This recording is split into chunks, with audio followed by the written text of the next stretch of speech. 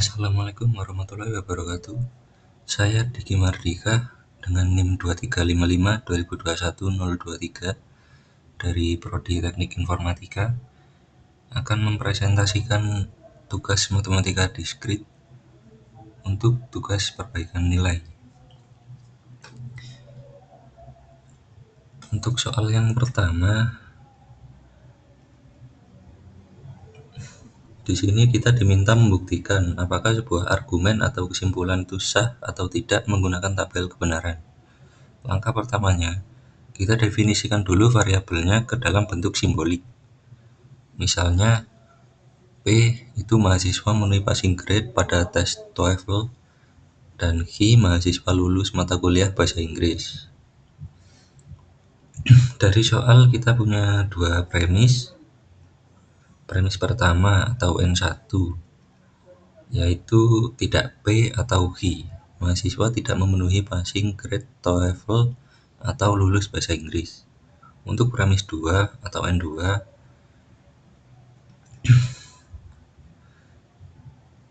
yaitu tidak Q. Mahasiswa tidak lulus bahasa Inggris.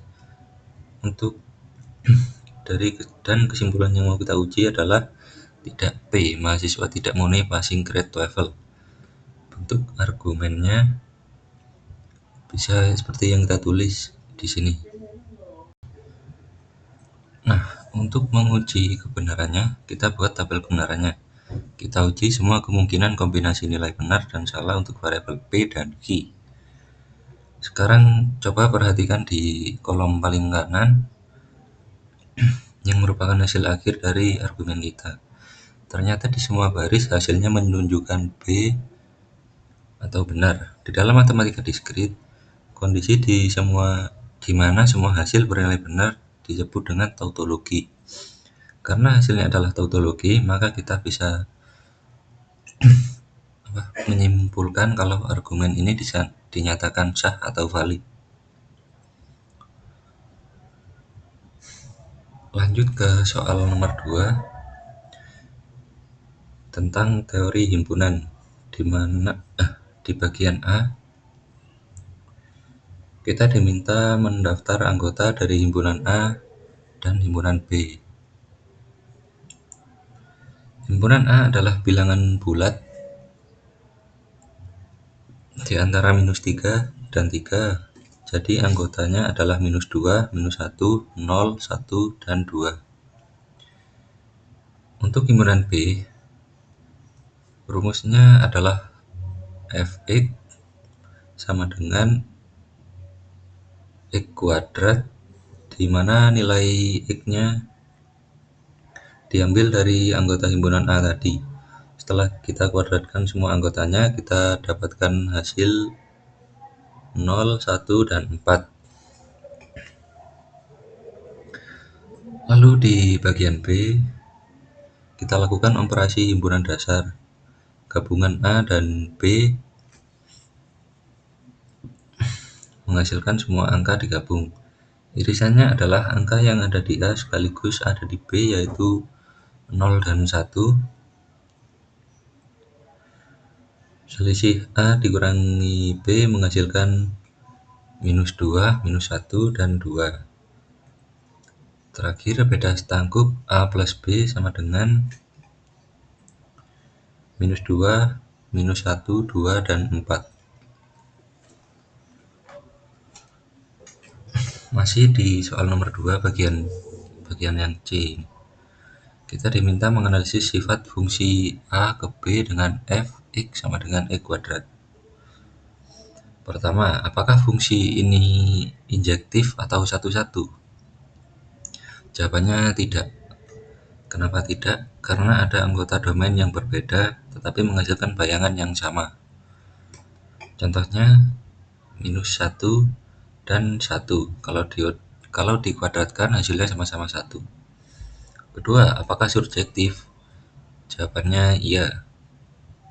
Karena semua anggota di kodomain B yaitu 0, 1, 4 semuanya punya pasangan di daerah A. Dan fungsi ini tidak memenuhi sifat injektif, maka maka otomatis fungsi ini bukan fungsi bijektif. Jadi kesimpulannya fungsi ini hanya merupakan fungsi surjektif.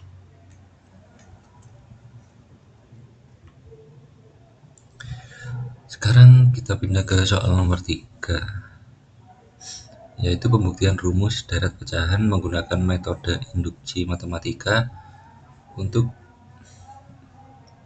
nilai n lebih besar atau sama dengan 1.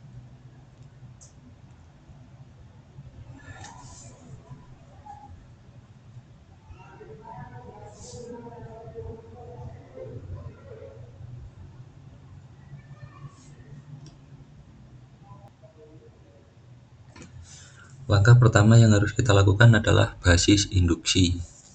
Di sini kita uji untuk nilai n sama dengan 1. Kita masukkan angka 1 ke ruas kiri dan ruas kanan persamaan. Di ruas kiri kita dapat setengah dan di ruas kanan kita juga dapat setengah. Karena ruas kiri sama dengan ruas kanan, maka basis induksi kita dinyatakan benar.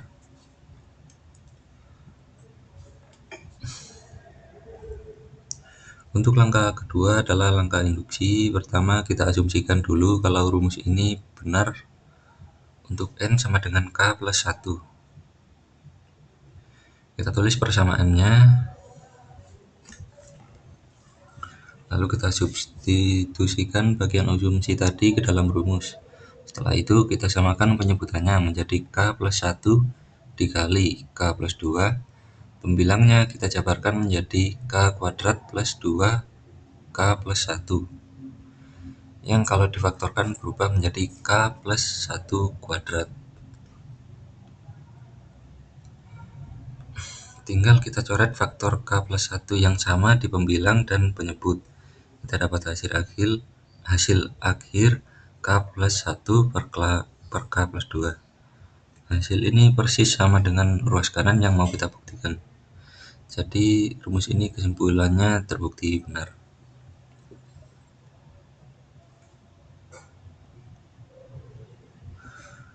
Terakhir soal nomor 4, kita diminta mencari FBB dari angka 82 dan 56, lalu menyatakan sebagai kombinasi linear.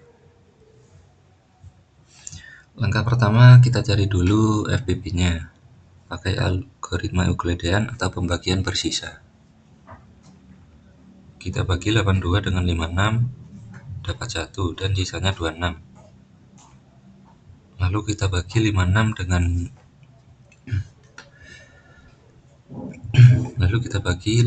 dengan 26 dapat 2 dan sisanya 4. Kita lakukan terus proses ini sampai kita mendapatkan dari pembagian terkecil yang bukan 0, yaitu angka 2.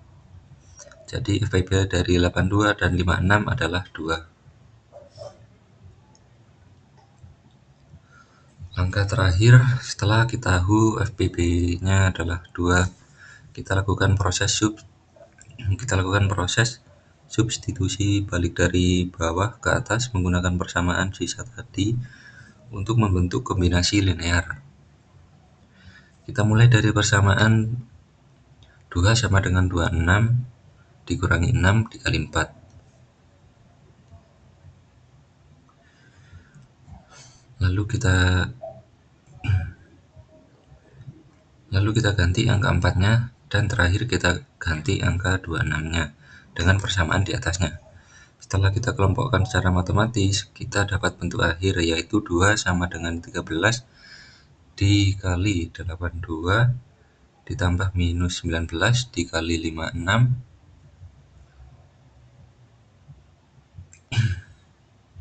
Nah, inilah bentuk kombinasi linear yang